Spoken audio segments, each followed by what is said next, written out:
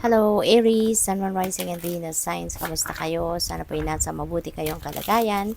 Welcome back po sa Star Tarot. Kung bago kayo dito, welcome din kayo. Thank you for your support.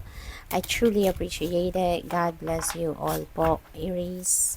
Pauna mensahe po ninyo, 9 of Wands. Ayan. So, maybe, kailangan ninyo ngayon ng lakas ng loob para mag-set kayo ng personal healthy boundaries, no? Kasi maaari na ang iba sa inyo dito sa sobrang bait ninyo, kayo'y, alam mo yun, tinatapak-tapakan ng kung sino man, maaari ang iba sa inyo dito na disrespect na kayo, pero, yun, parang hindi kayo lumalaban, hindi kayo nagsasalita, no? Tinatanggap nyo lang, no? Yung ganon. So, dahil sa sobra ninyong bait, sa sobra ninyong compassionate, no? Kaya ganon kayo. Pero, maaring sobra na, no? Sobra na. Kung ano naman yung hindi naman ninyo deserve, wag nyo naman kunin, erase, okay? Hindi necessarily na mabait kayo, tatanggapin nyo na lang, diba? Yung, alam mo yun, pagmamaliit, or pagbubuli sa inyo na kung sino man, mga ganong klaseng bagay, wag nyo namang tanggapin, no? Hindi ibig sabihin na mabait kayo, hahayaan ninyo mga taong ganunin kayo, okay? So, ang panawagan sa inyo sa ngayon, set your healthy personal boundaries. Lakasin ninyo ang inyong loob, kaya ninyong gawin yan. Kung ang nararamdaman ninyo or ang iniisip ninyo ay magno-no kayo, so talagang kung ano yung nararamdaman ninyo, ano naiisip ninyo, yun din ang sabihin ninyo. Don't say yes, no, when what you meant is no, okay? So what else? We have 10 of Wands. Ayan. So, ang iba sa inyo rito, no, bigat na, may burden, no, na nararanasan, na na-experience sa buhay, no. Depende yan sa inyong sitwasyon. Pwedeng pamilya to, pwedeng responsibilidad, obligasyon sa pamilya, pwedeng bigat na kayo, maybe nasa balikat ninyo lahat, 'di ba? Ang pagpo-provide ng financial, pag-aalaga, no, pag-aasikaso sa mga household chores, maybe kayo pa rin, 'di ba? Nagtatrabaho din kayo, you're also a career person, pero yun nga, pagdating siguro sa bahay, kayo din, lahat, kayo pa rin. So, parang bigat na kayo, no? Parang sa ngayon, nanghihina na rin kayo, depleted na rin yung energy level ninyo. Kaya, maybe sa ngayon, nararamdaman ninyo na parang, teka lang, 'di ba? Ako lang ba ang tao rito? 'Di ba? Kaya maaaring marirealize ninyo na it's about time na para humingi kayo ng tulong. It's about time na para magpahayag kayo ng inyong nararamdaman. It's about time na para mag-express naman kayo ng kung ano ang totoo ninyong saloobin, 'di ba? Kung ano naiisip ninyo, yung ganon. Okay? Kasi alam naman ninyo siguro na meron din ibang tao na pwedeng makatulong sa sitwasyon ninyo, 'di ba? We have Wheel of Fortune. Itong maganda, Aries. Maganda to, no? This is Wheel of Fortune. This is good fortune. This is good luck, no? Na babalot sa inyo sa ngayon. So, this is really, really a beautiful energy. Kasi, siswertehin kayo, no? Pagdating sa pamilya, siswertehin kayo, relationships ninyo with them, relationship ninyo with kaibigan, paghahanap ng trabaho, pera, negosyo, yung swerte na to could be, no, could shed its light on all areas of your life. Kaya napakaganda. Maraming movement ang mangyari dito. Maraming pagbabago, maraming changes ang pwedeng maganap. Kaya good luck sa iyo, Aries. Okay? So finally, 'di ba? Merong positibong pagbabago sa buhay ninyo because this is going to bring forth positive changes in your life. We have Ace of Cups. Ayan. So, you're building momentum here. No?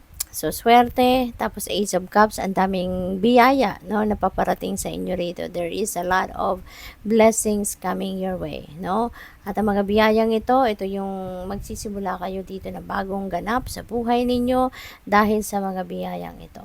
No? So, pwedeng pera ang biyayang ito, pwedeng trabaho, career, negosyo, pwedeng maraming maraming kaibigan na makikilala ninyo, maaaring makikilala din ninyo dito yung inyong ka-love life. Depende sa inyong sitwasyon, no? But definitely, you're going to start something fresh dito. Pwedeng relationship, 'di ba? Pwedeng bagong friendship, bagong kaibigan, oo, or bagong trabaho. So it could be anything, no, na pwedeng dumating sa inyo dito. But definitely, no, you are going to be feeling, contented dito, no? You're going to feel happiness and joy, fulfillment, contentment, yung ganon. Kaya maganda ang tinatahak ninyong direksyon sa ngayon. So what else? We have Magician Sword, confidence in your magic. Kaya magtiwala kayo sa inyong mga kakayanan. Okay? Magtiwala kayo sa inyong mga capabilities, sa inyong mga talents, skills, and gifts. Kasi ito yung magiging kapital ninyo, kumbaga, para kayo ay magtagumpay, para maklaim ninyo ang inyong victory. Okay? Kaya magtiwala kayo. So, what else? We have Moon Maiden, New Beginnings. Ayan. So, this is New Beginning energy. Sinasang-ayunan nito ni Moon Maiden ang energy na yan. There are new beginnings as well. So, talagang mayroong mga iba't ibang kaganapan, no, na mangyayari sa buhay ninyo. Maraming pagbabago, maraming transition ang pwedeng mangyari sa iba't ibang parte ng buhay ninyo rito. Okay?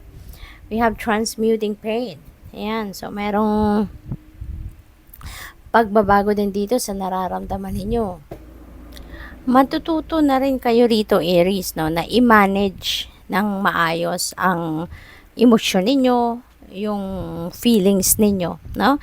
You are going to learn how to transmute that pain into something positive na emotion, no? So, in a way, parang nagmamature din kayo dito emotionally, no? Kaya marami na din kayong natutunan, 'di ba, sa buhay ninyo in the past. At ito na, parang kaya nyo na, no, na i-manage ng maayos ang inyong mga nararamdaman. We have Metox, repairing the body, mind, and spirit. Ayan, so it's about time na to take care of yourself as well, no, Aries? Pwede talaga kasi, 'di ba, pagod na kayo diyan sa Ten of Wands, no? So exhausted na kayo diyan, hindi lang physically, mentally, emotionally din, 'di ba? Kaya panahon na to repair your body, mind, and spirit para makabalik kayo sa sentro, makabalik kayo sa core ninyo, magkaroon kayo ng kapayapaan sa inyong pakiramdam, no? Magkaroon kayo ng tranquility, no? Kaya kailangan ninyo na ipagpahinga din ang inyong katawan, ipagpahinga din ang inyong isipan, no? So, good luck sa iyo dyan. Tingnan natin. Priority ninyo muna ngayon yung pag-aalaga sa inyong sarili. Okay? So, what else? We have progress. Ayan. So, at least, no, magkakaroon na dito ng pag-usad ang buhay ninyo. Marami na kayong sisimulang bagong ganap. At maaaring initiative ninyo rin, ano, yung mga pagbabago na yan. Initiative ninyo yung pagsisimula ng mga bagong chapter sa buhay ninyo. So, ibig sabihin, handa na kayong mag-move on, handa na kayong mag-move forward, handa na kayong harapin ang progress sa buhay, no? What else? We have acceptance. Ayan. So, maybe you have that radical acceptance na of what is happening sa buhay ninyo or kung ano man ang nangyari sa inyong nakaraan. So, sorry po. Pwedeng ganun din ang ganap dito for some of you, no? Matatanggap po na sadyang ganun talaga ang buhay. Merong mga sitwasyon na kailangan mangyari para matuto kayo. 'Di ba? Para mag-improve kayo, yung ganun. So, ayan, maaaring yung acceptance na to is tanggap mo na, 'di ba? Nagsadyang ganun ang buhay. Kailangang may mga bagay na mangyari para magbigay ng or maging daan para sa isang magandang sitwasyon sa buhay. So, what else? We have balance. Ayan. So, this is what is being asked of you din. Ano? Balansehin ninyo ang inyong sarili. At maaari, no, nagagawin din ninyo yan kasi nga, pwedeng mag-engage kayo in repairing your body, your mind, and spirit. Diba? So, ibig sabihin nito na baka unti-unti aayusin nyo na din, i-organize nyo na din ang sarili ninyo, ang buhay ninyo, at magbibigay na kayo ng oras. Then, pati na sa pag-aasikaso, pag-aalaga ng inyong sarili. No? So, what else? We have protection. Ayan. So, this is really good kasi pwedeng ang mensaheng ito ay pinapaalam sa inyo ng divine universe na you are divinely protected, you are divinely guarded, no? Kaya wala kayong dapat na ipag-alala, wala kayong dapat na katakutan, wala kayong dapat na ika-worry, no?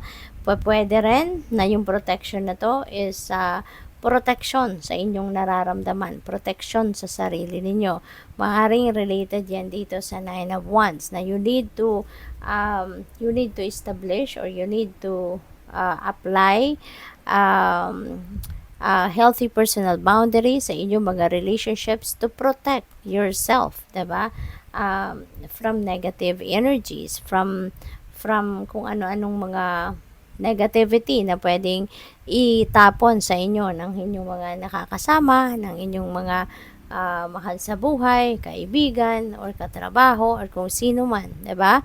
So, yun, parang kailangan mong protektahan ang inyong sarili in a way. So, good luck sa'yo. Thank you for watching Love and Light. Namaste.